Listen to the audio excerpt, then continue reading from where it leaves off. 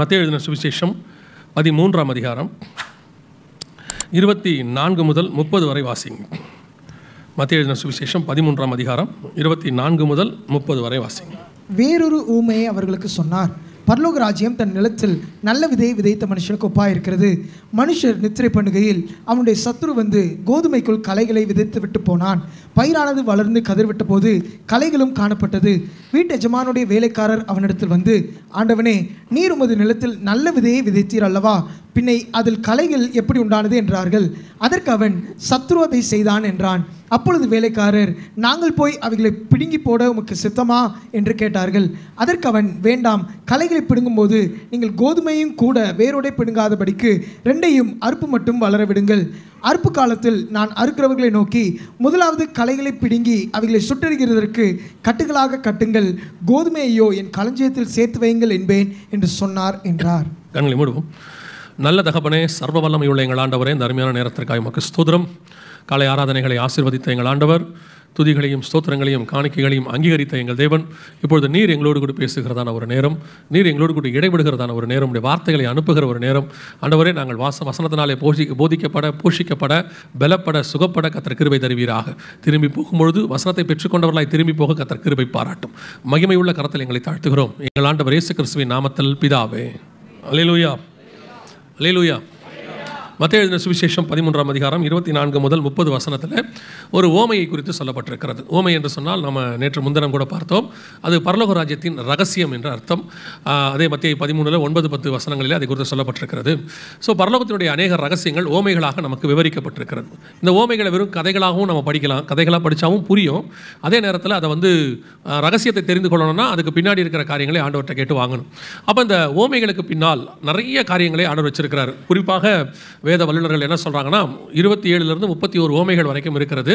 அந்த ஓமைகள் ஒவ்வொன்றையும் நீங்கள் இணைத்து படிக்கும்போது அது ஒரு டாட் லைன் மாதிரி இருக்கும். அதை இணைத்து படிக்கும்போது முழுவதுமாக அது ஒரு தேவனுடைய திட்டத்தை வெளிப்படுத்தும் அப்படின்னு சொல்கிறாங்க. ஸோ அந்த ஓமைகளை தியானிப்பது ரொம்ப நல்லது. நீங்கள் டைம் இருக்கும்போது ஓமைகள் எல்லாத்தையும் தியானிச்சு பாருங்கள்.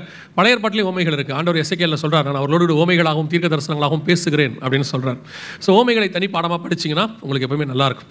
இன்றைக்கி நம்ம என்ன பார்க்க போகிறோம் அப்படின்னு கேட்டிங்கன்னா, மத்தேயு 13 24 முதல் 30 வசனங்களில் பரலோக ராஜ்யம் தன் நிலத்தின் நல்ல விதையை விதைத்த மனுஷனுக்கு ஒப்பாயிருக்கிறது. இந்த நல்ல நிலம், விதை, இந்த ரெண்டு கான்செப்டை வச்சுக்கிட்டு தான் நம்ம இப்போ இதை பார்க்க போகிறோம். மிக முக்கியமாக ஆண்டவர் இந்த நிலம், தோட்டம், இப்படி நிறைய காரியங்களை சொல்கிறார் நமக்கு. நிலம், தோட்டம் என்பதெல்லாம் அவருடையதான திட்டத்துக்குள்ள இருக்கிற ஒவ்வொரு விஷயம். அது சபையை குறிக்கும், வீட்டை குறிக்கும், ஊழியத்தை குறிக்கும், நிறைய காரியங்களை குறிக்கும். இப்போ உதாரணமாக ஒரு திராட்சை தோட்டம் என்பது எதை குறிக்கிறது அப்படின்னு பார்த்தீங்கன்னு சொன்னால், தேவனுடையதான ஒரு திட்டத்துக்குள்ள இருக்கிற இஸ்ரவேல் ஜனங்களை குறிக்கிறது என்று சொல்லி ஏசாயா 5:7 நாம் வாசிக்கிறோம். இப்படி ஆண்டவர் தம்முடைய திட்டத்தை இந்த தோட்டத்தின் வாயிலாக, நிலத்தின் வாயிலாக, அப்புறம் அத்திமரம், இப்படி நிறைய காரியங்களை விவரிக்கிறார். பொதுவாக இதை நீங்கள் எடுத்துக்கிட்டீங்க அப்படின்னு கேட்டால், பரலோக ராஜ்யம் என்பது ஒரு நிலத்துக்கு ஒப்பாக இருக்கிறது. இந்த இடத்துல பரலோக ராஜ்யம் நிலத்துக்கு ஒப்பாக இருக்கிறது. முதல்ல உங்களுக்கு ஒரு சின்ன விளக்கத்தை கொடுத்துட்றேன், அப்புறமா நீங்கள் புரிஞ்சுக்கோங்க. ஸ்டடி மாதிரி தான் இது கொஞ்சம் இருக்கும். பரலோகம் வேறு, பரலோக ராஜ்யம் வேறு. புரியுதா? புரியலையா? இப்படி ஆட்டுங்க, இல்லை இப்படி ஆட்டுங்க. நீங்கள் என்ன நினைக்கிறீங்கன்னு எனக்கு புரியுது. நீ பொதுவாக பேசினாலே புரியாது. நார்மலாகவே நீ இந்த மாதிரிலாம் பேசினா சுத்தமாக புரியாது. அப்படி தான் நினைக்கிறீங்க என்னை பார்த்து, இல்லை? அப்படி தான் நினைக்கிறீங்க. இருக்கட்டும். பரலோகம் என்பது வேறு, பரலோக ராஜ்யம் என்பது வேறு. எப்படி சொல்கிறீங்க அப்படின்னு கேட்டால், இப்போது ஒரு உதாரணத்தில் உங்களுக்கு சொல்கிறேன், ஈஸியாக புரிஞ்சிடும். இப்போ இந்தியாவில் வெள்ளைக்காரங்க ஆட்சி நடந்துச்சா? 1947 வரைக்கும் நடந்துச்சு. ஆனால் உண்மையான வெள்ளைக்கார ஆட்சி என்பது இங்கிலாண்டில் இருந்துச்சு. அங்கே தான் இருந்துச்சு. யுனைடெட் கிங்டம் நம்ம சொல்கிறோம், இங்கிலாண்டுன்னு. அவங்களுடைய ஆட்சி இங்கே நடந்துச்சு. ஆங்கிலேய சாம்ராஜ்யம் அப்படின்னு சொல்லுவாங்க. இங்கே வரைக்கும் இருந்துச்சு. இங்கிருந்து ஒரு நாள் அந்த ராஜ்யம் போயிடுச்சு. 1947 போயிடுச்சு. ஆனால் இன்றைக்கும் ஆங்கிலேய ராஜ்யம் இருக்கிறது. எங்கே இருக்குது? அவங்க ஊரில் அது இருக்கும். அது மாறவே மாறாது. அது அங்கே தான் இருக்கும். ஏன்னா அது ஆரிஜின் அங்கே இருக்கும். ஒருவேளை யாராவது அவங்கள பிடிச்சாலும் அடுத்தவங்க ஆட்சி அங்கே வருமே ஒழிய அவங்க ராஜ்யம் என்பது இங்கிலாந்து. அதே மாதிரி பரலோகத்தினுடைய ராஜ்யம் என்பது அங்கே இருக்குது. அந்த ராஜ்யம் உலகம் முழுக்க நம்ம நாடு, நம்மளுடைய பிளானட் மாதிரி எல்லா இடத்துக்கும் எக்ஸ்பேண்ட் ஆகிருக்கு. எல்லாமே அவருடைய கண்ட்ரோல். அதில் பூமியானது ஆதாமுக்கிட்ட கொடுத்து பார்த்துக்க சொல்லி ஆண்டவர் கொடுத்தார் இந்த பார்ட்டை. இதை அவன் என்ன பண்ணிட்டான்னா, இன்னொரு ஆள்கிட்ட கொடுத்துட்டான். பழத்துக்கு ஆசைப்பட்டு என்ன பண்ணிட்டான்? பிசாசுக்கிட்ட கொடுத்தோடனே வசனம் சொல்லுது, பிரபஞ்சத்தின் அதிபதியானவன் அப்படின்னு சொல்லப்படுகிறது. இந்த பிரபஞ்சத்தின் அதிபதினா உலகத்தின் அதிபதியானவன் அப்படின்னு அர்த்தம். ஸோ இப்போது பரலோக ராஜ்யம் பூமியில் இல்லாமல் இருந்துச்சு இயேசு வர வரைக்கும். ஏன்னா யாரோட கண்ட்ரோலில் இருந்துச்சு? பிசாசுடைய கண்ட்ரோலில் இருந்தது. இப்போ இயேசு அந்த ராஜ்யத்தில் தன் உள்ளே நுழைஞ்சு அவர் மரணம் அடைந்து உயிர்த்தெழுந்து அந்த ராஜ்யத்தை மீண்டும் என்ன செஞ்சிட்டாரு? தன் கையில் எடுத்துட்டார். இப்பொழுது இந்த பூமிக்குரியதான எல்லா காரியமும் யார் கையில் தான் இருக்குது? இயேசுவின் கையில் தான் இருக்கிறது. வெளிப்படுத்தல் 1:5 சொல்லுது, உண்மையுள்ள சாட்சியும் மரித்தோரிலிருந்து முதல் பிறந்தவரும் பூமியின் ராஜாக்களுக்கு அதிபதியுமாகிய இயேசு கிறிஸ்து. அவரே தான் சொன்னார், பிரபஞ்சத்தின் அதிபதி என்னிடத்தில் வருகிறான் அப்படின்னு சொன்னார் பிசாசை. ஆனால் உயிர்த்தெழுந்த பிறகு இப்போ இந்த பரலோக ராஜ்யத்தினுடைய ஒரு எக்ஸ்டென்ஷனாக பூமி மாறிடுச்சு. இப்போ இதுக்கு அதிபதியாக இயேசு தான் இருக்கிறார், உலகத்தின் ராஜ்யங்களுக்கு அதிபதி அப்படின்னு இருக்கு. அப்போ இந்த பரலோகம் என்பது அங்கே இருக்கு, அதோடைய ராஜ்யம் பல இடங்களில் எக்ஸ்பேண்ட் ஆயிருக்கு. அதில் பூமியிலையும் அவருடைய ராஜ்யம் இருக்கிறது. ஒரு நாள் இந்த பூமி அழிந்து போகும், பழைய வானமும் பழைய பூமியும் ஒழிஞ்சு போயிடும், புதிய வானமும் புதிய பூமியும் வரும். அப்போ இந்த பூமி அழிஞ்சிருச்சுன்னா ராஜ்யம் இருக்காது. பூமியே இல்லைன்னா அப்புறம் இந்த இடத்துல என்ன இருக்காது? ராஜ்யம் இருக்காது. வேறொரு பூமி வரும், அதில் அவருடைய ராஜ்யம் இருக்கும். ஸோ இந்த பரலோக ராஜ்யம் அப்படிங்கிறது எக்ஸ்பேன்ஷன் அல்லது எக்ஸ்டென்ஷன் இது வரைக்கும் இருக்கு. இப்போ நம்ம பூமிக்குள்ளே இருக்கிறோம். இந்த பூமியானது பரலோக ராஜ்யத்திற்கு ஒப்பாக இருக்கிறது, நல்ல நிலத்திற்கு ஒப்பாக இருக்கிறது. அதில் என்ன பண்ணுறாரு ஆண்டவர்? நல்ல விதைகளை விதைக்கிறார். இதுக்கு முன்னாடி கொஞ்சம் நீங்கள் இந்த ஓமையினுடைய முதல் 2 பார்ட் இருக்கு, அதையும் நீங்கள் புரிஞ்சுக்கிட்டீங்கன்னா ஈஸியாக இருக்கும். முதலாக ஒரு லேண்டை ஆண்டவர் வந்து ஆதாம் கையில் கொடுக்குறாரு. ஆதியாகமம் 1:9-10 கொடுக்குறார். வெட்டாந்தரை உண்டாக கடவுது. அதற்கு பிறகு அந்த வெட்டாந்தரையில் புல் பூண்டி எல்லாம் முளைப்பிக்க கடவுது எல்லாம் சொன்னார். முளைச்சிருச்சு, சிருஷ்டிப்பு முடிஞ்சிருச்சு.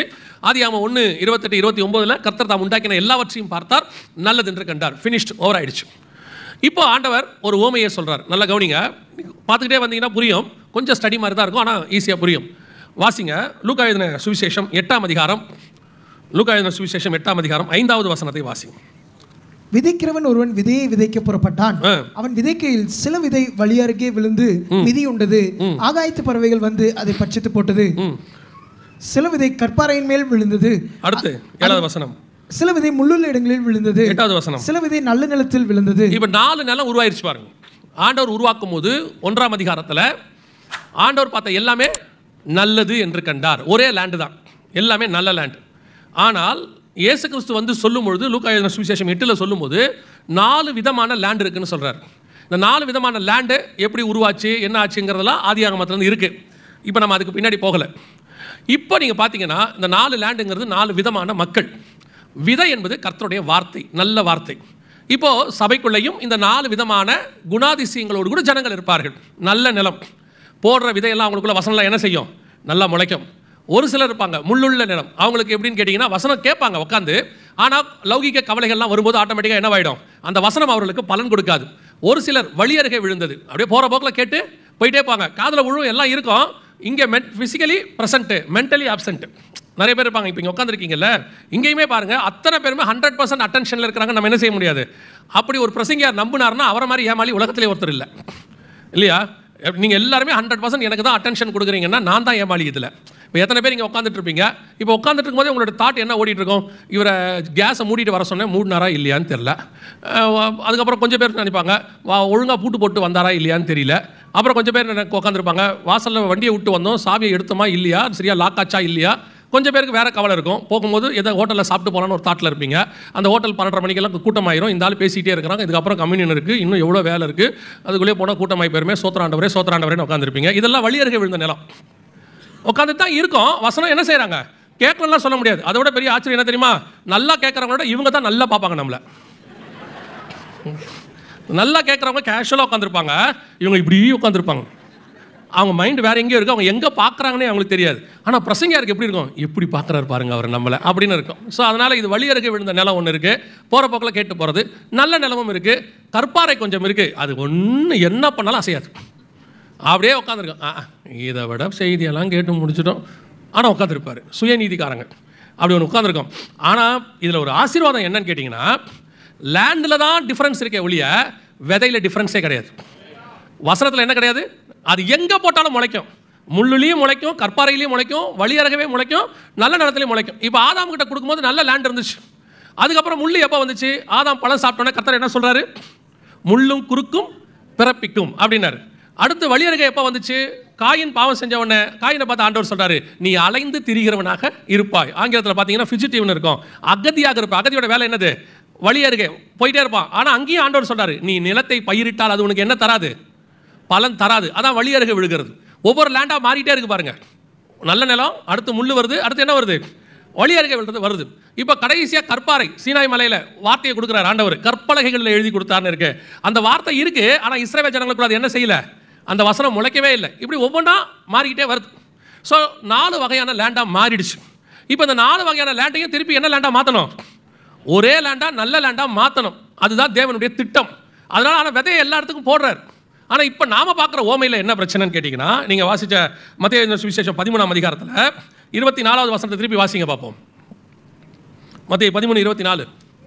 வேறொரு ஊமையை அவர்களுக்கு சொன்னார், பரலோக ராஜ்யம் தன் நிலத்தில் நல்ல விதையை விதைத்த மனுஷனுக்கு ஒப்பாயிருக்கிறது. இப்போ லேண்டும் நல்ல லேண்டு, ஏன்னா அது பரலோக ராஜ்யம்.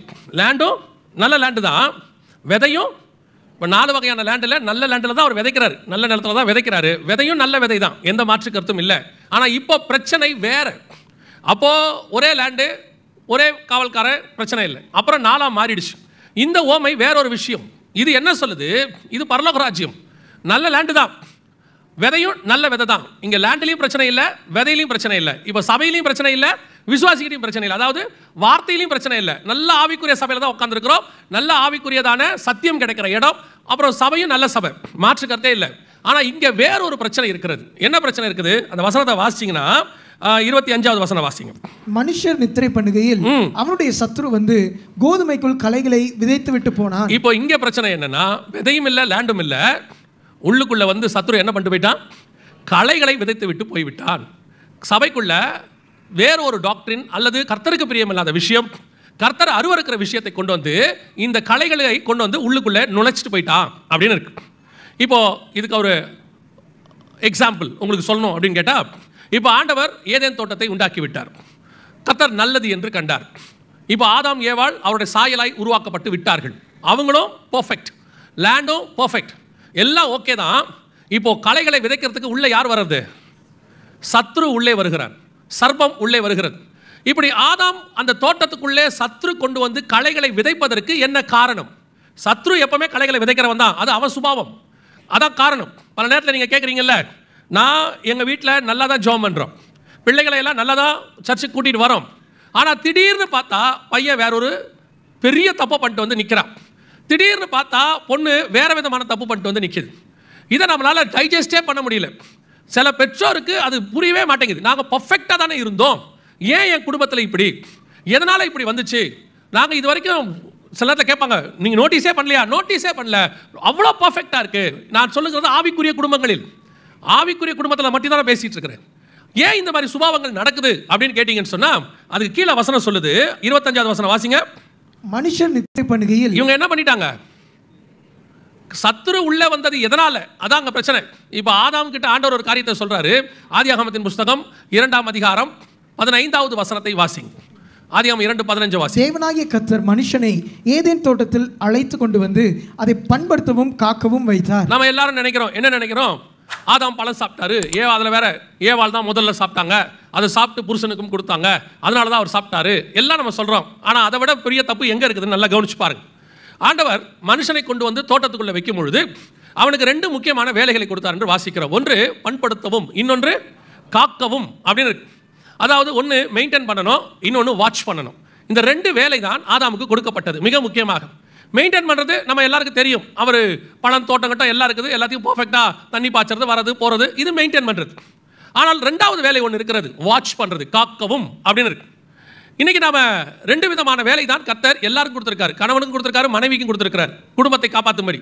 அதில் மிக முக்கியமான வேலை கணவர்களுக்கு என்ன கொடுத்துருக்காரு, ஆண்களுக்கு என்ன கொடுத்துருக்காருன்னா, ஒன்று ஃபேமிலியை மெயின்டைன் பண்ணணும், இன்னொன்று ஃபேமிலியை பாதுகாக்கணும். எதுலேருந்து பாதுகாக்கணும்? இப்போ ஆதாம் எதுலேருந்து காப்பாற்ற போறாரு அப்படின்னு கேட்டிங்கன்னா, வாசிங்க 3ஆம் அதிகாரம் 1ஆம் வசனம், ஆதியாகமத்தின் புஸ்தகத்தை வாசிங்க. தேவனாகிய கர்த்தர் உண்டாக்கின சகல காட்டு ஜீவன்களை பார்க்கலும் சர்ப்பமானது தந்திரமுள்ளதா இருந்தது. சர்ப்பமானது சகல காட்டு மிருகங்களை பார்க்கிலும் அப்படின்னா சர்ப்பம் எங்க இருந்திருக்குது? தோட்டத்துக்கு வெளியே இருந்திருக்கு. இப்ப கர்த்தர் என்ன சொன்னார் அப்படின்னா, தோட்டத்தை பத்திரமா பார்த்துக்கோப்பா, இந்த தோட்டத்துக்குள்ள எதுவும் வராம பார்த்துக்கோன்னு அர்த்தம். இது எங்க தோட்டத்துக்குள்ள வராம பார்த்துக்கோன்னு எங்க சொல்லியிருக்கிறாரு அப்படின்னு கேட்டீங்கன்னா, கொரிந்தியர் நிருபம் 2ஆம் அதிகாரம், 2 கொரிந்தியர் 11ஆம் அதிகாரம் 3-4 வசனங்களை வாசிங்க.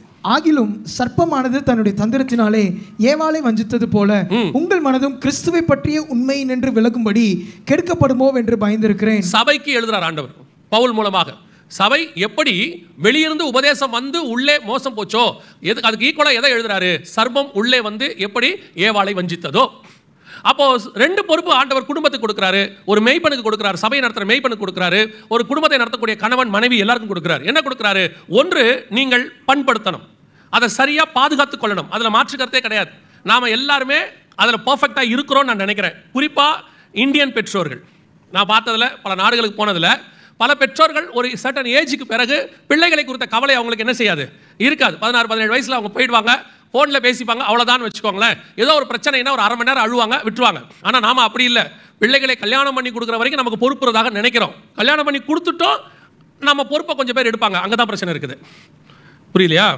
இவங்க தான் என்ன பண்ணுவாங்கன்னா, பையனுக்கு வயசாயிருச்சு, கல்யாணம் பண்ணணும்னு சொல்லிடுவாங்க. ஏதோ பார்த்து கல்யாணம் பண்ணி வச்சிருவாங்க. வச்ச பிறகு மருமக வந்த பிறகு அது சின்ன பிள்ளைங்க, அதுங்களுக்கு ஒன்றும் குடும்பம் நடத்த தெரியாது, நம்ம தான் கூட இருந்து நடத்தணும்பாங்க. நீங்கள் தான் அவங்களுக்கு வயசாயிருச்சுன்னு கல்யாணம் பண்ணீங்க. அப்புறம் அவங்க சின்ன பிள்ளைங்கன்னு சொல்லி கூடவே உட்காந்துக்கிட்டு, உட்காரக்கூடாது சொல்லலை, எப்படி எடுத்தாலும் வேறு மாதிரி எடுத்துக்கிறாங்க. இப்போ அடுத்த பிரச்சனை இருக்குது.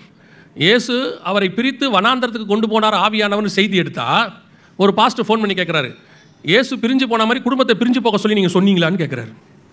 ஒரு அம்மா போய் அவர்கிட்ட சொல்லியிருக்கு, ஆண்டவர் நல்ல காலம் வரும்போது பிரித்து கூட்டிகிட்டு போயிடுவார், அதனால் அந்த அம்மா கணவரை விட்டு பிரிஞ்சு போகிறேன்னு சொல்லி பாஸ்டர்கிட்ட சொல்லியிருக்கு. ஏன் அப்படி போகிறேன்னா எம்டி ஜெகன் தான் சொன்னாருன்னு சொல்லியிருக்கு. அவர் ஃபோன் பண்ணி நீங்கள் என்ன பிரித்து போக சொன்னீங்க? நான் அந்த அம்மாவையும் பார்த்ததில்ல, கேட்டால் செய்தி கேட்டு எதையுமே தப்பாக புரிஞ்சுற ஒரு குரூப் இருக்குது. பெற்றோர் ஒரு பீரியடில், ஒரு காலகட்டத்தில் அவர்கள் தங்களுடைய பிள்ளைகளை அவர்கள் கையில் ஒப்படைக்கும் போது நாம் எல்லோருமே எப்படிப்பட்டவர்களை காணப்படுகிறோம்? நம்ம குடும்பத்தை பண்படுத்துகிறவர்களாக, எப்படி பத்திரமா பார்த்துக்கணும், அவங்களை எப்படி வளர்க்கணும், அதில் நம்ம எல்லாருமே இந்த Indian parents are very best, நான் இல்லைன்னே சொல்ல மாட்டேன். ஆனால் 2வது விஷயம், அதை காப்பாற்றுகிறது. அதாவது வெளியிருந்து எந்த உபதேசமோ சர்ப்பமோ பிசாசோ அல்லது தேவையற்ற காரியங்களோ உள்ளே வராதபடி பாதுகாக்கிற பொறுப்பு பெற்றோருக்கு இருக்குது. அதை செய்கிறோமா கரெக்டாக? பொதுவாக ஆண்கள் மென்டாலிட்டி நமக்கெல்லாம் எப்படிப்பட்டது அப்படின்னு கேட்டிங்கன்னா, வேலைக்கு போயிட்டு சம்பாரிச்சு கொண்டு வந்து பொருட்களை வாங்கி போட்டாச்சுன்னா நம்மளுடைய கடமை முடிஞ்சிருச்சு, நாம் செஞ்சாச்சு, ஓகே, அவ்வளோதான்.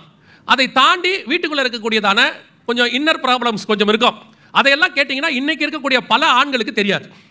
பல ஆண்களுக்கு அதை பற்றி தெரியவே தெரியாது. நீ தான் வீட்டில் இருக்கிறியா, பார்த்துக்க மாட்டியா, இதெல்லாமா எங்கிட்ட கேட்பியா, உனக்கு தெரியாதா? நிறையா கணவர்களுக்கு இருக்க பெரிய பிரச்சனை என்ன, பையன் என்ன படிக்கிறான்னு தெரியும், எப்படி படிக்கிறான்னு தெரியாது.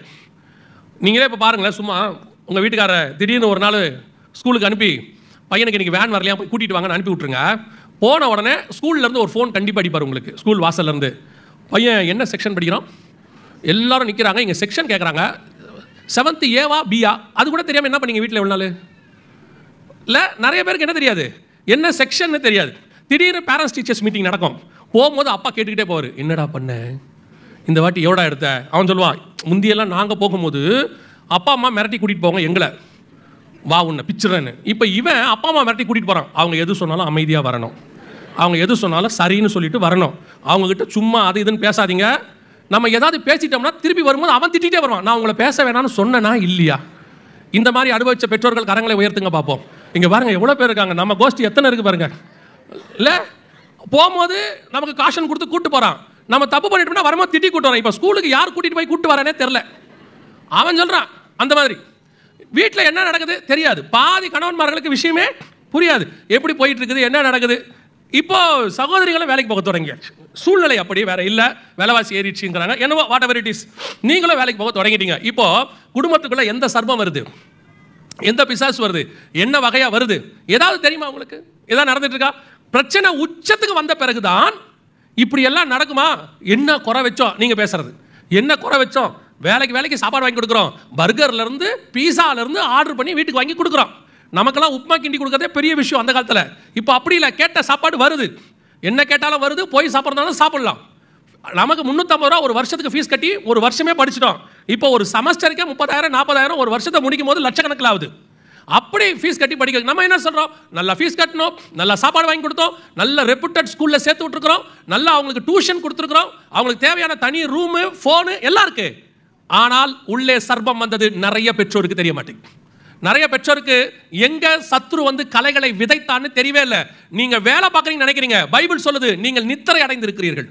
உங்கள் குடும்பத்தில் என்ன நடந்துச்சு தெரியாது, எப்படி போச்சு தெரியாது, ஒரு லிமிட்டில் வருது. இன்னைக்கு நிறைய பிள்ளைகள், பெரிய பிரச்சனை என்ன தெரியுமா?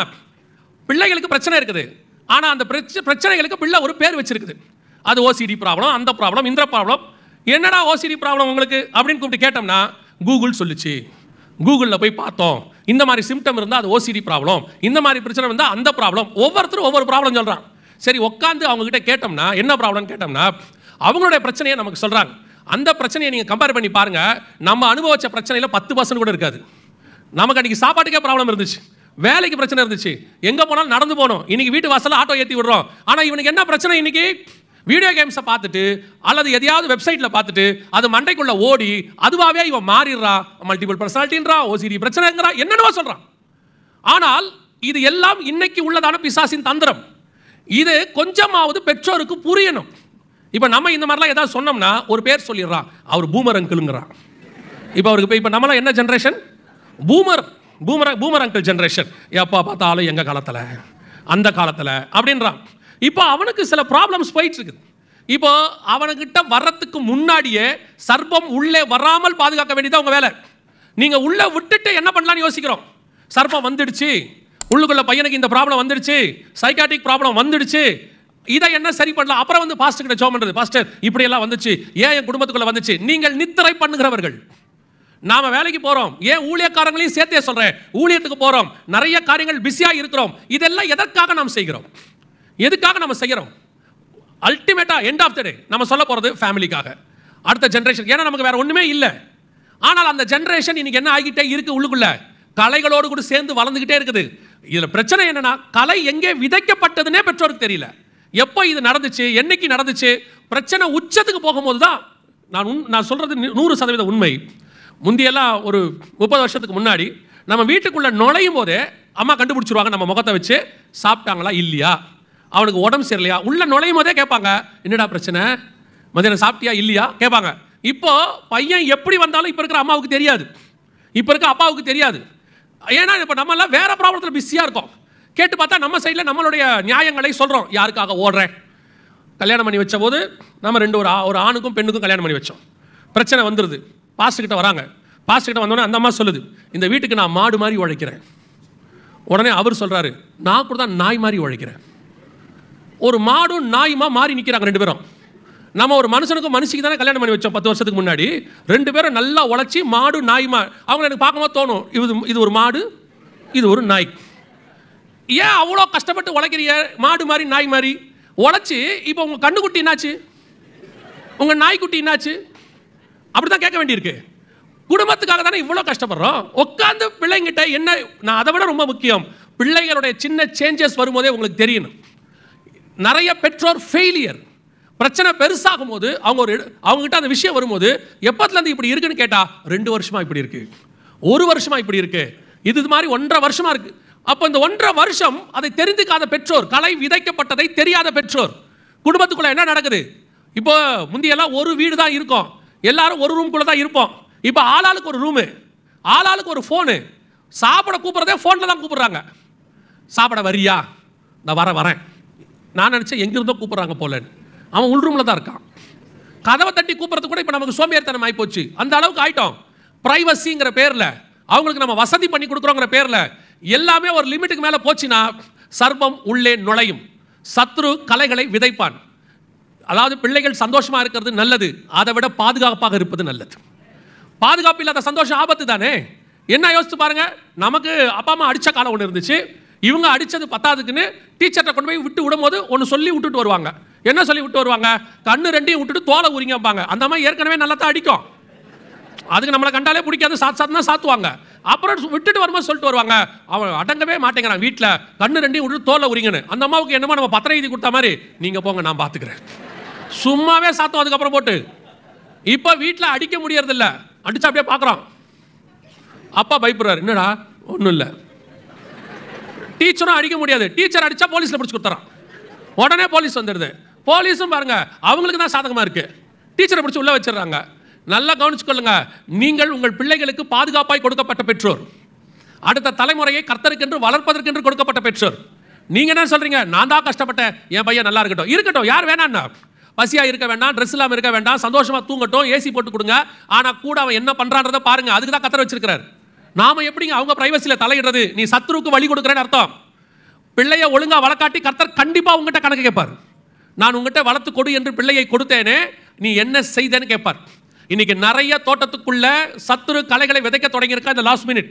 அன்னைக்கு நம்ம வீடுகளுக்குள்ள ஒரு பாவம் வரணும்னா, நான் சொல்றது எங்க காலத்தில் நான் சின்ன பிள்ளையாக இருக்கும்போது ரேடியோ மட்டும்தான் இருந்துச்சு. அதுக்கப்புறம் ஒரு பிளாக் அண்ட் ஒயிட் டிவி வந்துச்சு. அதில் வாரத்துக்கு 2 ப்ரோக்ராம் தான் சத்ரு விதைக்கிற ப்ரோக்ராம். ஒளியும் ஒளியும் வரும், சினிமான்னு ஒன்று வரும். இதை தவிர வேறு ஒன்றுமே வராது. இப்போ அப்படி இல்லை, எல்லா பாவமும் செல்ஃபோனில் கையில் வந்துடுச்சு. இந்த கொரோனாவுக்கு முன்னாடியாவது செல்ஃபோனை கொடுக்காதீங்கன்னு சொல்லிக்கிட்டு இருந்தோம். இப்போ நம்மளே நம்ம வாயால் செல்ஃபோன் கொடுக்குற அளவுக்கு வந்துருச்சு கொரோனாவில். ஆன்லைன் கிளாஸு, ஆன்லைன் இப்போ வாட்ஸ்அப்பில் தான் எல்லாம் ஸ்கூல்லேருந்து எல்லாத்தையும் அனுப்பி விட்றாங்க. நம்ம ஒன்றும் கேட்கவும் முடியல. ஸோ ஃபோனையும் கொடுத்தாச்சு. எல்லா வகையிலையும் பிசாசு வகை தேடி சுற்றி திரிகிறான். தோட்டத்துக்குள்ள சர்ப்பம் நுழையாமல், சத்ரு உங்கள் வயலில் களை விதைக்காமல் இருக்கணும்னா அதை காவல் காக்கிற பொறுப்பை கர்த்தர் உங்கள் கையில் கொடுத்திருக்கிறார். You don't want to be an dictator. திருப்பியும் சொல்கிறேன், நீங்கள் சர்வாதிகாரியாக இருக்க வேண்டாம், அதிகாரியாக இருங்கள். சர்வாதிகாரம்னா உங்கள் இஷ்டத்துக்கு பிள்ளையை போட்டு இப்படி தான் இருக்கணும் திருப்பது. நான் அதை சொல்லலை. உங்கள் பிள்ளைக்கு பாதுகாப்பாக இருங்க. எங்கே போகிறேன் எங்கே போகிறேன்னு கேளுங்க. நான் போகிறேன், எங்கே போகிறேன், வருவேன். ஏன் போகும்போதே எங்கே போகிறீங்கன்னு கேட்குறீங்க. எப்படா வருவேன்? 7 மணிக்குள்ளே வருவேன், 8 மணிக்குள்ளே வருவேன். இப்படி தான் சொல்கிறாங்க இன்றைக்கி இருக்கிறவங்கள. முந்தைய நம்ம அப்படி சொல்ல முடியாது இல்லையா? ஆனால் இப்போவும் கேட்க வேண்டிய அதிகாரம் உங்களுக்கு இருக்கு. பிள்ளைங்க எங்கே போகுதுன்னு உங்களுக்கு தெரியணும், என்ன பண்ணுதுன்னு தெரியணும். இதை ஒரு சில பெற்றோர் எல்லாம் அட்வான்டேஜாக ரொம்ப பேசுறது. என் பையனை ஒன்றும் கேட்க முடியாது, ஒன்றும் சொல்ல மாட்டான், அவன் வரும்போது தான் வருவான், போகும்போது தான் போவான். இது ஒரு பெருமை அவங்களுக்கு, இதில் ஒரு சந்தோஷமா அவங்களுக்கு? சொல்லுங்கள். உங்கள் குடும்பத்தினுடைய மிக முக்கியமான காரியம் உங்கள் கையில் இருக்கிறது. பண்படுத்தவும் காக்கவும் வைத்தார்.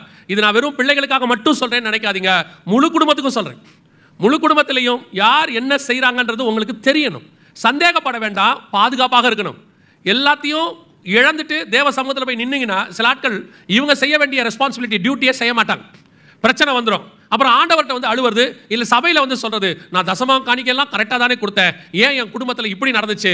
நிச்சயம் சொல்கிறேன், நீங்கள் கரெக்டாக கர்த்தர் சொன்ன வசனத்தின்படி குடும்பத்தை நடத்தினா ஒரு நாளும் பிரச்சனை வரவே வராது. இது 2000 வருஷத்துக்கு போதுமான புஸ்தகம். தேவையானதை கர்த்தர் எழுதி கொடுத்துருக்கிறார். இங்கே பல நேரங்களிலே நாம தான் மிஸ்டேக் பண்ணுறோம். நாம தான் தோட்டத்தை காவல் செய்யாமல் விட்டுறோம். அதனுடைய விளைவு சத்துரு களைகளை என்ன செஞ்சிட்டானா, களைகளை கொண்டு வந்து விதைத்தான் இருக்கு. அந்த 13ஆம் அதிகாரம் மத்தேயு எழுதின சுவிசேஷம், அடுத்து 28வது வசனம் வாசிங்க. பின்னும் அதற்கு அவன், சத்ரு அதை செய்தான் என்றான்.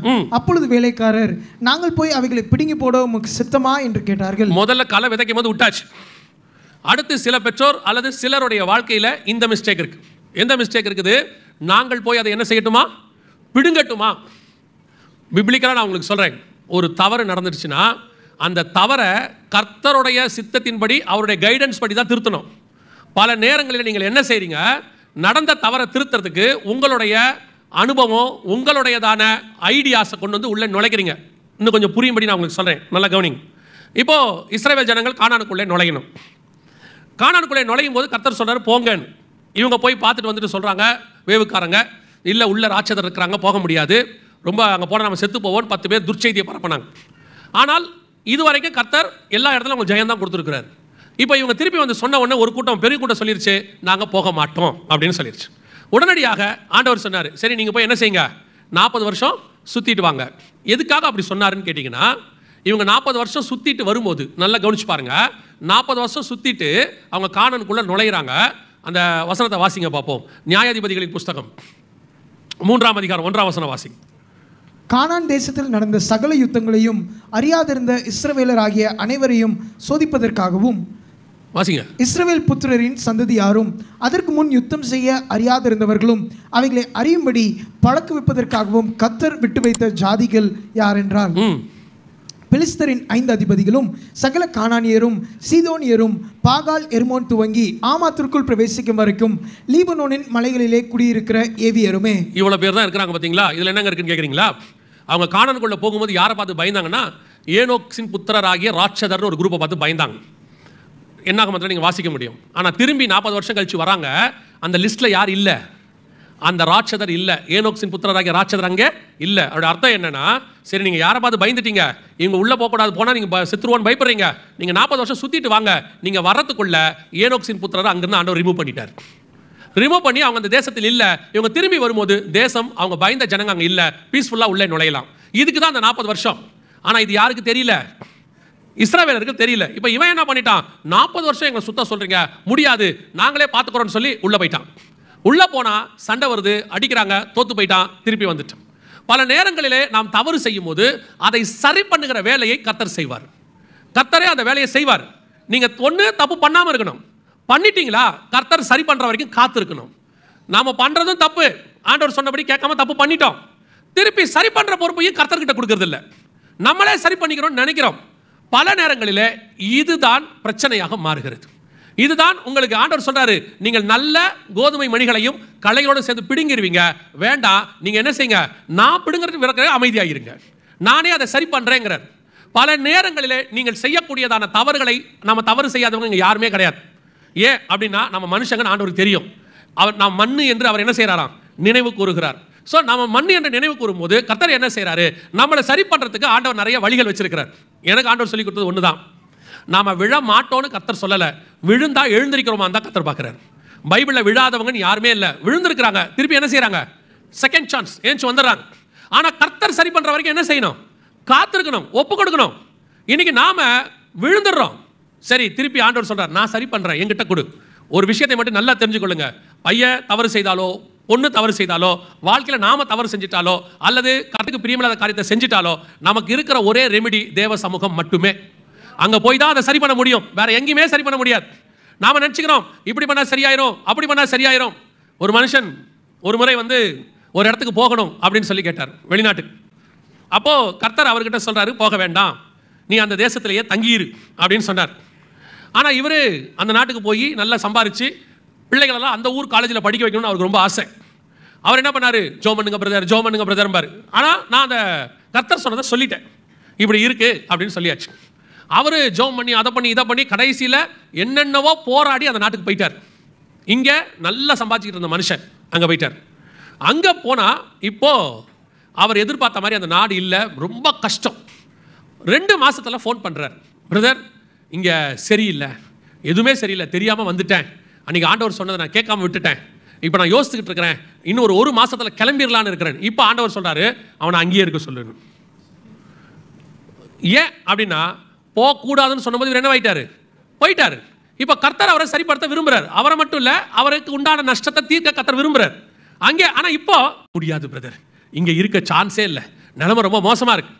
இப்போ இவர் அதை சரி பண்ண விரும்புகிறார். பழையபடி நான் அங்கேயே போயிட்டா அந்த வேலை ரெடியாக இருக்குது, ஜாயின் பண்ணிடுவேன், பழையபடி எல்லாம் சரியாகும். ஆகாது, ஆகவே ஆகாது. கர்த்தர் உங்கள் வாழ்க்கையில் ஏற்பட்ட தவறை சரி பண்ண கர்த்தர் ஒருத்தரால் மட்டும்தான் முடியும். நம்ம தவறை நம்மளே சரி பண்ணிக்க முடியுமானால் இயேசு வெளிப்பட வேண்டிய அவசியம் கிடையவே கிடையாது. அவர் ஏன் வெளிப்பட்டார், பல நேரங்களில் நாம் செய்த தவறை சரி பண்ணுவதற்கு. நீங்கள் வெயிட் பண்ணுங்க, பொறுமையா இருங்க. ஒன்று மட்டும் நான் உங்களுக்கு தெளிவாக சொல்கிறேன், கர்த்தருடைய கரத்தில் தீமை என்பது கிடையவே கிடையாது. ஏன்னா கர்த்தருக்கு தீமை செய்ய தெரியாது, ஏன்னா அவர்கிட்ட தீமையே கிடையாது, தீமையை பார்க்க மாட்டாத சுத்த கண்ணன், அவர் தீமையை செய்ய மாட்டார். ஆனால் அவருக்கு அதை சரி பண்ணுற விதம் தெரியும். It will take time. இப்போ உள்ள தூக்கி போட்டாங்க தானியேலை, அவனுக்கு ஒரு நாள் நைட் அவன் என்ன தான் செய்யணும், அந்த சிங்க கேபிக்குள்ள நான் தான் சொல்லுவேன், யோசித்து பார்த்தேன். இப்போ ஒரு தூதன் உள்ள சிங்க கேபியில் சிங்கத்தோட வாயை என்ன பண்ணிட்டான், கட்டி விட்டான்ல. அப்படி கட்டின தூதை இந்த தானியலை தூக்கி வெளியே விட்டுருக்கலாமா இல்லையா? நைட்டெல்லாம் தானியல் நீ எங்கே இருக்க வேண்டாம், இந்த குகைக்குள்ளே இருக்க வேண்டாம், நீ வெளியே வந்துரு, வெளியே உட்காந்துக்கோ, ராஜா வருவார்னு சொல்லாமல்ல. ஆனால் சிங்கத்தின் வாயை கட்டின அந்த தூதன் தானியலையும் பக்கத்திலே உட்கார வச்சுட்டு போயிட்டான். நீ இங்கே இரு, எப்போ வரைக்கும், ராஜா உன்னை அழைத்து கொண்டு போகிற வரைக்கும் நீ இந்த இருளில் உட்கார்ந்துருக்க வேண்டியது அவசியம். ஆனால் ஒன்று, உனக்கு எந்த ஆபத்தும் வராது, சிங்கம் உன்னை கடிக்காது, பக்கத்தில் இருக்கும், ஆனால் யூ வாண்ட் டு வெயிட். பல நேரங்களில் அதான் கர்த்தர் நமக்கு சொல்கிறார். நாமளே என்ன பண்ண நினைக்கிறோம், நான் சிங்கத்தின் வாயை கட்டியாச்சே, என்னை போகும்போது கொஞ்சம் அப்படி விட்டுட்டு போயிடுங்களேன். அவன் சொல்கிறான் இங்கே இரு. நீங்கள் சில நேரத்தில் யோசிக்கிறீங்க தானே, கர்த்தர் நம்மளை சில சிங்கத்தோட கொடுத்துருவார் வாழ்க்கையில். பார்த்துருக்கீங்களா? சில சிங்கத்தோட கொடுத்துருவார். அந்த சிங்கத்துக்கு வாயை கட்டியிருக்க மாட்டார், ஆனால் கடிக்காது, ஆனால் உரிமிக்கிட்டே இருக்கும், கூடவே விட்டுட்டு போயிடுவார். நீங்களும் கேட்டுக்கிட்டே இருப்பீங்க, ஆண்டவரே இந்த சிங்கத்தோட எத்தனை நாள் நான் இப்படி போராடணும், இந்த சிங்கம் உரிமிக்கிட்டே இருக்க. நீங்கள் தானியேலை யோசித்து பாருங்கள், அவன் வாயை கட்டிட்டு போயிட்டான் சிங்கத்தை. இப்போ அந்த குகையில் சிங்கமும் இருக்குது, தானியேல் இருக்குது. சிங்கம் இப்போ தானியேலை எப்படி பார்த்துக்கிட்டு இருக்கோம், நல்ல சாப்பாடு இருக்குது, சாப்பிடவும் முடியல, எதிரிலையும் உட்காந்துருக்கு. அப்படியே அந்த சிங்கம் பார்க்க முன்னாடி விட இப்போ எப்படி பார்க்கும், 2 மடங்கு கோவமாக பார்த்துருக்கோம். என் வாய் மட்டும் திறந்துச்சு, இன்னும் ஒரு வழி பண்ணிட வேண்டாம். தானியேல் நேருக்கு நேர் கூட பார்க்க மாட்டார் சிங்கத்தை, இப்படி கீழே தான் பார்த்துக்கிட்டு இருப்பார். ஏன்னா பார்த்தா கோவம் வந்துடும் சிங்கத்துக்கு. பல நேரத்தில் கர்த்தர் அப்படிப்பட்ட சிங்கத்தோட நமக்கு வாழ்க்கையை அமைச்சு கொடுத்துருவார். அந்த சிங்கம் உரிமிக்கிட்டே இருக்கும். என்னைக்கு ஆண்டவரை என்னை வெளியே எடுத்து காப்பாற்றுவீங்க அப்படின்னு ஆண்டவர் சொல்லுவார். ராஜா மேலேருந்து தூக்குற வரைக்கும் உன் நிலைமை அதான் தம்பி, நீ அது கூடவே தான் இருக்கணும், மாறவே மாறதான், நோ சான்ஸ். சில நேரத்தில் ஆண்டவர் கொடுத்துட்டார். இதை சில ஆட்கள் அதை சரி பண்ணணும்னு நினைப்பான். பார்த்துருக்கீங்களா? இதை நம்ம எப்படியாவது சரி பண்ணலாமா? ஆகாது. அதில் சில பேர் இப்போ இந்த கடைசி காலத்தில் துணிகரமானோன்னு நம்ம வேற சிங்கத்துக்கிட்ட போய் பார்ப்போமா? இந்த சிங்கத்தையாவது வாயை கட்டி விட்டுருக்காரு, வர சிங்கத்தை வாயை கட்டாமல் அனுப்புவார். அது பொறாண்டோம். சிலர் அப்படிலாம் தவறி போய் இன்னொரு சிங்கத்திட்ட போய் கத்தி கதறி கொதறி குத்துயிரும் கொலையுருமா வந்து ஆண்டவர்கிட்ட கேட்குறான், ஆண்டவரே இப்போ நான் என்ன பண்ணுறது? ஒன்றும் முடியாது, 2 பக்கமும் 2 சிங்கம். இப்போ சாவறான். உங்களுக்கு சொல்கிறேன், கத்தர் கொடுத்த சிங்கம் அது அப்படி தான் இருக்கும், வேறு வழி இல்லை. ஆனால் கடிக்காமல் கத்தர் பார்த்துப்பாரு, சாகாமல் பார்த்துப்பாரு, கடைசி வரைக்கும் அப்படியே ஓடி முடிச்சிருங்க. வேறு சிங்கத்தெல்லாம் கேட்டிங்க தொலைஞ்சிய. ஆண்டவருக்கு தெரியும் எந்த சிங்கம். இப்போ நான் சொல்கிறது உங்களுக்கு புரியுது தானே? ரைட். புரியாமல் பார்க்கக்கூடாதுல்ல. பல நேரத்தில் அதான் நடக்குது. நம்மளே சரி பண்ணிடலாம், அப்படி பண்ணலாம். இல்லை, கர்த்தர் சில காலங்களை நமக்கு அப்படி வச்சிருக்காரு. ஒருத்தர் என்ன கேட்டார், அப்புறம் ஏன் பிரதர் நமக்கு மட்டும் இப்படி ஒரு பிரச்சனை வருது அப்படின்னாரு. நான் கேட்டேன், இப்போது நீங்கள் பவுல் மாதிரி பட்டணங்கள் தோறும் அடிக்கப்பட போகிறீங்களான்னு? இல்லை. பசியோ பட்டினியோ நிர்வாணமோ நாசமோசமோ உங்களுக்கு உண்டான்னு? இல்லை. 1 குறைய 30-40 அடித்தாங்களா? இல்லை. மொத்தத்துக்கு சேர்த்து தான் இதை கொடுத்துருக்காரு போங்கன்னு சொன்னேன். நம்ம என்ன பவுல் மாதிரி பட்டணம் தோறும் அடிக்க பட போகிறோம்? ஒரே பட்டணம் ஒரே அடி. டெய்லி காலைல 7 மணிக்கு பார்க்க போகிறோம், திருப்பி 9 மணிக்கு பார்க்க போகிறோம். நடுவில் ஒரு 8 மணி நேரம் ஜாமீன் கொடுக்குறாரு, ஆஃபீஸுக்கு போயிட்டு வந்துடுறீங்க, திருப்பி ஜெயிலுக்குள்ளே வந்து சைன் போட்டு மாட்டிக்கிறீங்க. வேற ஒன்றும் கிடையாது. அவ்வளோதான், போக வேண்டியதான். ஒருத்தர்கிட்ட கேட்டாங்க, மனைவி ரொம்ப பிரச்சனை பண்ணிச்சான், ஒரு 3 மாதம் மட்டும் பொறுத்துங்க பிரதர் அப்படின்னாங்களாம். அப்போ அவர் கேட்டாராம், 3 மாதத்தில் சரியாயிருமான்னு? இல்லை, உனக்கு பழகிடும்னு சொன்னார். அவ்வளோதான், வேலை வழியே இல்லை. பல நேரங்கள் நம்ம சரி பண்ண நினைக்கிறோம். இந்த கலைகளை நாங்கள் பிடுங்கட்டுமா, அதை பண்ணுமா? ஒன்றும் பண்ணாதீங்க, அமைதியாக விடுங்க. கர்த்தரே எல்லாவற்றையும் மாற்றி அமைக்க வல்லமை உள்ள தேவனாய் இருக்கிறார். நீங்கள் பண்ணுறதுக்கு முன்னாடி 1000 தடவை யோசிக்கலாம். திருமணம் பண்ணுறதுக்கு முன்னாடி பண்ண பிறகு ஒரு தடவை கூட யோசிக்கக்கூடாது. முடிஞ்சிருச்சு, அவ்வளோதான், ஓவர். என்ன செய்யலாம்? ஜபத்தோடு போகணும். ஆண்டவரே வரும்போதெல்லாம் ஜபத்தோட வீட்டுக்கு வரணும். சிங்கத்தின் வாயை கட்டுங்கப்பா, சோத்திரம்பா சோத்திரம்பான்னு வந்துட்டு அதை அன்றைக்கி நைட்டு சிங்கம் வாய் கட்டி இருந்துச்சுன்னா பிரைஸ் தலான்னு பார்த்து தூங்கிடணும். யார் இப்படி சிரிக்கிறத? சிங்கத்தோட வாழ்ந்துட்டு இருக்காரு போலண்ணா.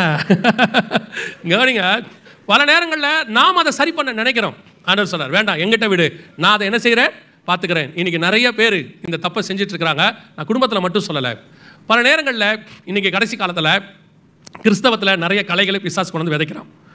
நல்லா கவனிச்சுக்கோங்க. கிறிஸ்தவத்துக்குள்ளே, சபைகளுக்குள்ளே, உபதேசங்களுக்குள்ளே முந்தியெல்லாம் ஒரு சர்ச் இருக்கும், ஒரு பாஸ்டர் இருப்பார், அவர் நமக்கு போதிப்பார், அது மட்டும்தான் சத்தியமாக இருந்துச்சு.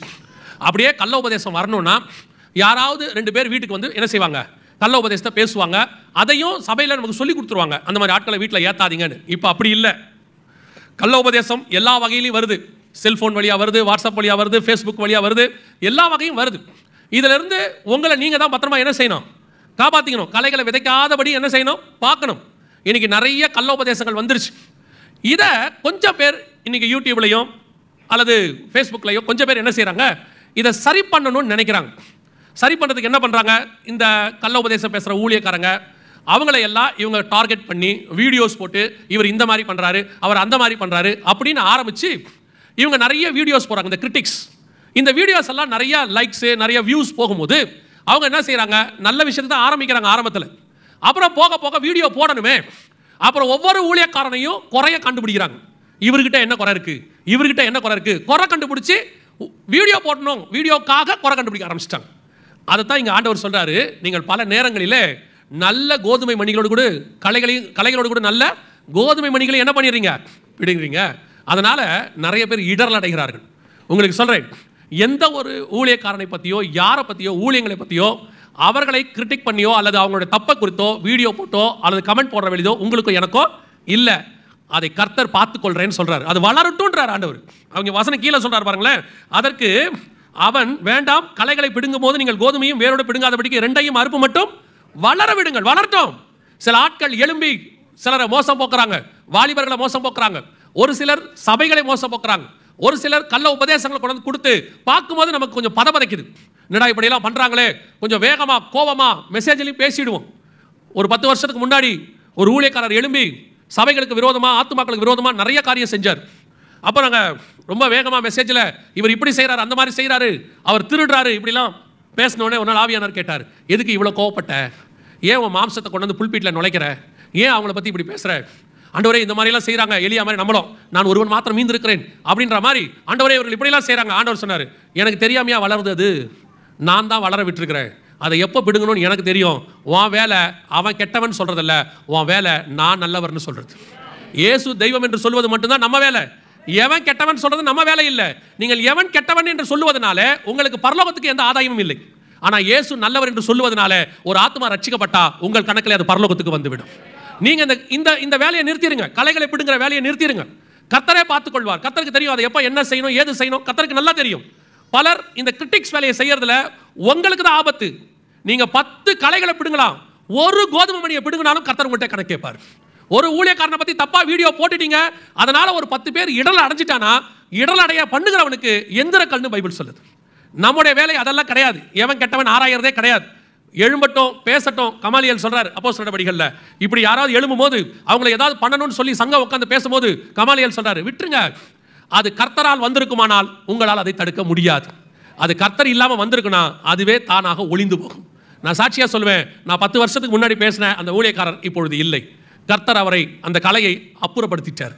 அதாவது ஊழியத்திலிருந்து அப்புறப்படுத்திட்டார். அதுக்கு தான் உங்களுக்கு சொல்றேன், பல நேரங்களில் இந்த கோதுமை மணிகளை நாம் பிடுங்கிற கலைகளை பிடுங்க நினைச்சிக்கிட்டு கோதுமை மணிகளையும் பிடுங்க தொடங்கி விடுகிறோம். அதனுடைய விளைவு என்னவாகிறது? நல்ல கோதுமை மணிகளை என்ன செஞ்சிடறோம்? பிடுங்கிடுறோம். அந்த வேலையை நிறுத்திடுங்க. நம்முடைய வேலை, நமக்கு கொடுக்கப்பட்ட ஒரு வேலை என்ன தெரியுமா? சபைக்குள்ள வீட்டுக்குள்ள கலைகள் வராதபடி பாதுகாப்பது. இதுதான் ஃபர்ஸ்ட் வேலை.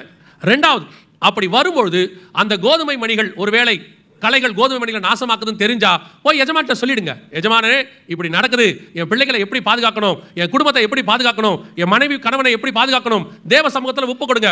பல நேரங்களில் நம்மளால செய்ய முடியாது, கர்த்தரால் கூடாத காரியம் ஒன்றுமில்லை. கண்டிப்பாக நீங்கள் ஜெபிக்கும் பொழுது உங்கள் குடும்பத்தை மாற்றி அமைக்க தேவன் வல்லமை உள்ளவராக இருக்கிறார்.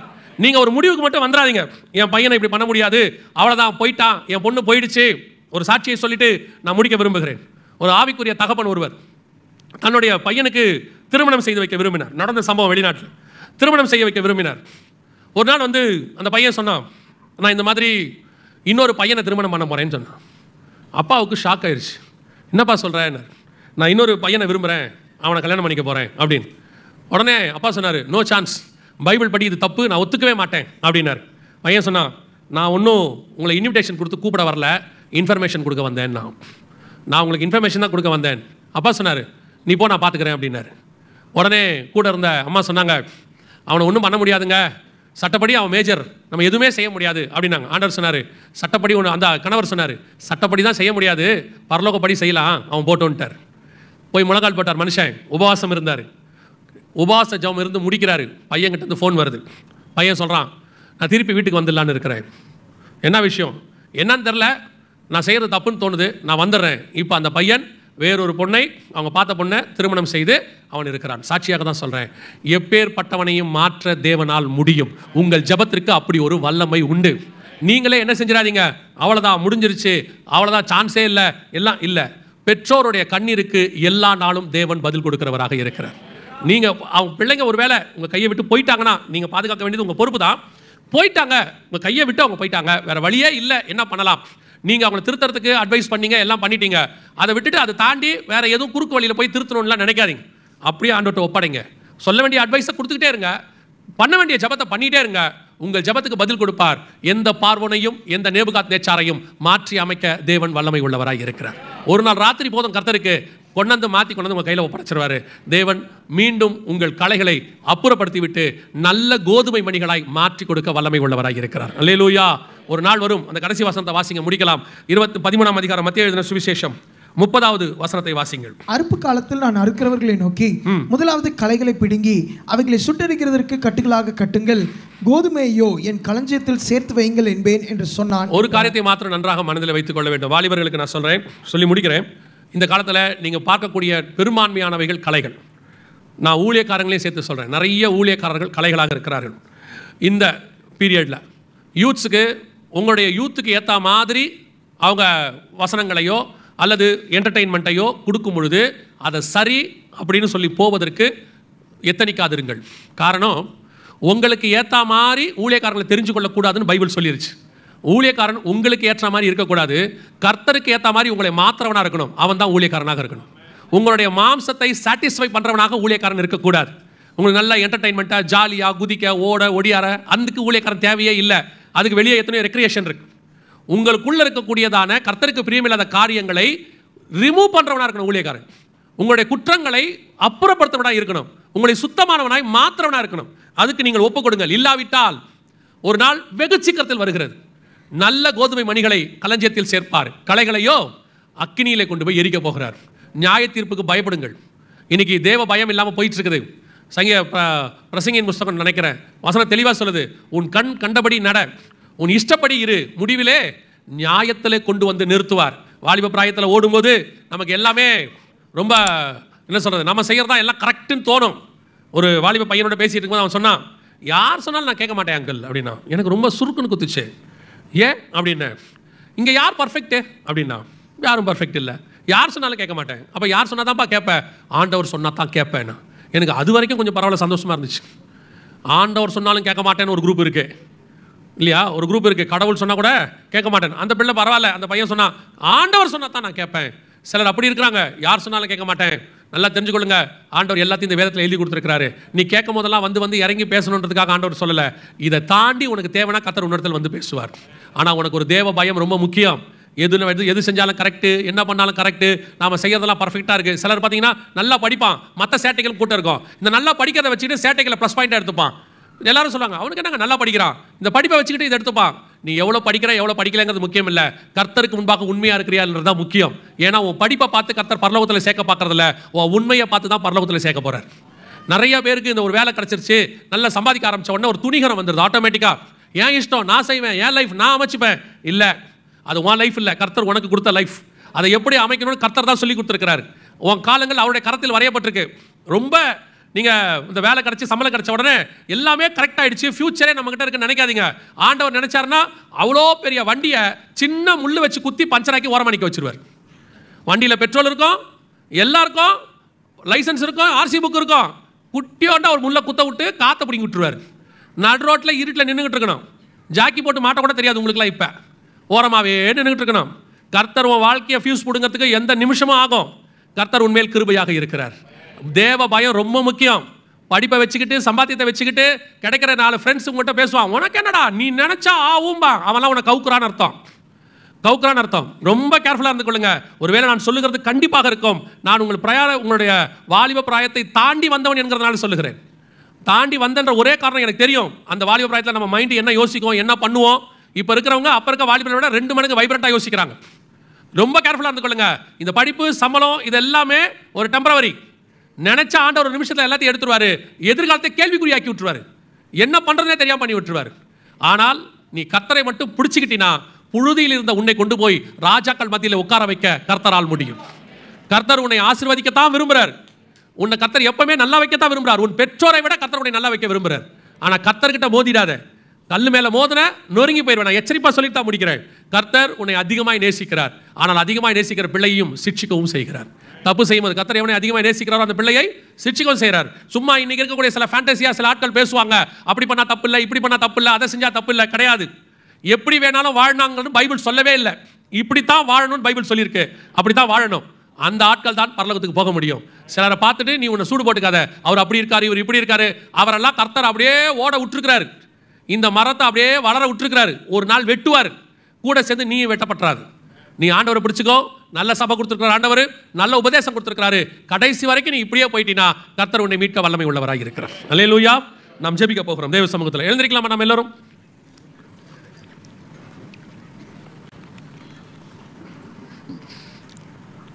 எல்லாம் கண்களை மூடுவோம். சபை என்பது நம்முடைய ஆத்மாவுக்கு வார்த்தைகளை கொடுக்குற இடம். நம்ம பல நேரத்தில் சபையை நம்முடைய மாம்சத்தின் ஆசீர்வாதத்துக்கு கிடைக்கிற வார்த்தைக்காக மட்டும் பயன்படுத்துகிறோம். சபைக்குள்ள வந்து உட்காந்தா வாக்குத்தத்தம் வரும், வசனம் வரும், நான் எதிர்பார்த்துருக்கிறபடி ஆசீர்வாதத்தை பற்றி பேசுவாங்க, நான் எனக்கு இது கிடைக்கும் அது கிடைக்கும்னு சொல்லுவாங்க அப்படின்னு நீங்கள் எதிர்பார்க்குறீங்க. சில நேரங்களில் கர்த்தர் அதையும் செய்கிறார். அதை விட ரொம்ப முக்கியம், உங்கள் சரீரத்தை விட கர்த்தருக்கு உங்கள் ஆத்மா ரொம்ப முக்கியம். ஏன்னா உங்கள் சரீரம் ஏதோ ஒரு காலகட்டத்தில் பூமியை விட்டு போயிடும். ஆனால் உங்கள் ஆத்மா நித்தியமாய் பரலோகத்துக்கு போகும். அதுக்கு தான் கர்த்தர் அதிகமாக பேசுவார். உங்கள் ஆத்மாவுக்கு தேவையான செய்திகளை கொடுக்கறதுக்கு தான் கர்த்தர் சர்ச்சு வச்சிருக்கிறார். இந்த ஆத்மா மண்ணோட ஒட்டிக்கிட்டு இருக்குதா, இல்லை இந்த ஆத்மா மான்கள் நீரோடைய வாஞ்சிக்கிறது போல கர்த்தரை வாஞ்சிக்குதான்? ரெண்டையும் நீங்கள் பார்த்துக்கணும். இந்த உலக பிரகாரமாக நீங்கள் சந்தோஷமாக இருக்கிறத கர்த்தர் தடையாக சொல்லலை. ஆனால் கர்த்தரை விட்டுட்டு ஒரு சந்தோஷம் உலகத்தில் கிடையவே கிடையாது. கர்த்தர் கொடுக்குற சந்தோஷம் தான் நித்தியமானது. இந்த உலகத்தின் சந்தோஷம் கொஞ்சம் நேரம் இருக்கும், சில மணி நேரம் இருக்கும், சில நிமிஷங்கள் இருக்கும், சில ராத்திரிகள் இருக்கும். ஆனால் அது அழிந்து போகும், அழிவுக்கு நேராக நடத்தும். ஆனால் கர்த்தர் கொடுக்கிற சந்தோஷம் நித்தியமானது, நிரந்தரமானது, பரலோகம் வரைக்கும் வரும். அதனால் இந்த அற்பமான புல்லுக்கு ஒப்பான இந்த மாதிரி பாவங்களை விட்டுட்டு கர்த்தரை நோக்கி பார்க்க தொடங்குங்க. கர்த்தரோ நித்தியமாய் நடத்த வல்லமை உள்ளவராய் இருக்கிறார். கோதுமை மணிகள் நல்ல வளர்கிற காலம். களைகளை விதைக்காதபடி பெற்றோர் பாதுகாத்துக் கொள்ளுங்க. களைகளை விதைக்காதபடி ஊழியக்காரங்க பாதுகாத்துக் கொள்ளுங்க. சபைகளுக்குள்ள இப்படிப்பட்ட காரியங்கள் வராதபடி பாதுகாத்துக் கொள்ளுங்க. நீங்க நித்திரை பண்ணீங்க, உள்ள வந்துடும். நீங்க கொஞ்சம் ஆவிக்குரிய வாழ்க்கையில சோர்ந்து போனீங்க, வந்துடும். கொஞ்சம் ஆவிக்குரிய வாழ்க்கையில சூரச்செடிக்கு கீழே படுத்துட்டீங்க, வந்துடும். நித்திரை பண்ணாதபடிக்கு எச்சரிக்கையா இருங்க. பெற்றோர் உங்கள் பிள்ளைகளுக்கு நீங்க எல்லாத்தையும் வாங்கி கொடுக்குறீங்க, நல்லது. அதை விட ரொம்ப முக்கியம் உங்க பாதுகாப்பு. அப்பா பார்த்துக்கிட்டு இருக்கிறாரு, அம்மா பார்த்துக்கிட்டு இருக்கிறாங்க, அப்பா அம்மாவுக்கு தெரிஞ்சா ஆபத்தா முடிஞ்சிடும் அப்படிங்கிற பயம் இருந்துகிட்டே இருக்கணும் பிள்ளைகளுக்கு. அப்பா தானே அம்மா தானே பார்த்துக்கலாம் அப்படின்னு அவன் நினைச்சிட்டானா, யூ ஆர் ஃபெயிலியர் பேரண்ட்ஸ். நீ பாதுகாப்பாக கொடுக்கப்பட்டவன். வேலி, நீங்க தோட்டத்துக்கு வேலி அடைக்கப்பட்டவங்க மாதிரி நீங்க. உள்ளுக்குள்ள எந்த மிருகம் வராம பார்த்துக்கோங்க. இன்னைக்கு சில துணிகரமான பெற்றோர் இருக்கிறாங்க. தங்கள் சந்தோஷத்துக்காக பிள்ளைகள் எக்கேடு கெட்டாலும் பரவாயில்லன்னு நினைக்கிற பெற்றோர் கொஞ்சம் பேர் இருக்கிறாங்க. தங்க செய்கிற தப்பை பிள்ளைங்கிட்ட மறைக்கிறதுக்கு காசை கொடுத்து பொருட்களை வாங்கி கொடுத்து இவங்க பாவம் அவங்களுக்கு தெரியாமல் இவங்க பார்த்துக்கிறாங்க. முடிவிலே கர்த்தர் கொண்டு வந்து நியாயத்தில் நிறுத்துவார். கேர்ஃபுல்லாக இருந்து கொள்ளுங்க. நீ அவனுக்கு முன்மாதிரியாக இருக்க வேண்டியவன். அவனுக்கு முன்பாக நீ பாவியா தலை குனிஞ்சு நிற்காது. நாம எப்படி இருக்கிறோமோ அப்படித்தான் நம்ம சந்ததி. பெற்றோர் தப்பு செஞ்சா கூட பிள்ளைகள் நல்லா இருக்கணும்னு நினைக்கணும். ஆனால் இன்னைக்கு பெற்றோர் பிள்ளைகள் எக்கேடு கெட்டாலும் போலாம் நினைக்கிற ஒரு சந்ததி பெற்றோர் உருவாயிட்டாங்க. அதில் நீங்களும் நானும் இருக்கக்கூடாது. கடைசியாய் உங்கள் பிள்ளைகளை கர்த்தர் கையில் ஒப்படைங்க. பார்ப்போம். கர்த்தருக்கு ஒப்பு கொடுங்க. உங்கள் பிள்ளை டாக்டர் ஆகணும், இன்ஜினியர் ஆகணும்னு எல்லாரும் நினைக்கிறீங்க. அப்படிதான் உலகத்தில் இருக்கிற எல்லாரும் நினைக்கிறாங்க. ஏன் நீங்கள் உங்கள் பிள்ளை ஊழியக்காரன் ஆகணும்னு நினைக்கக்கூடாது?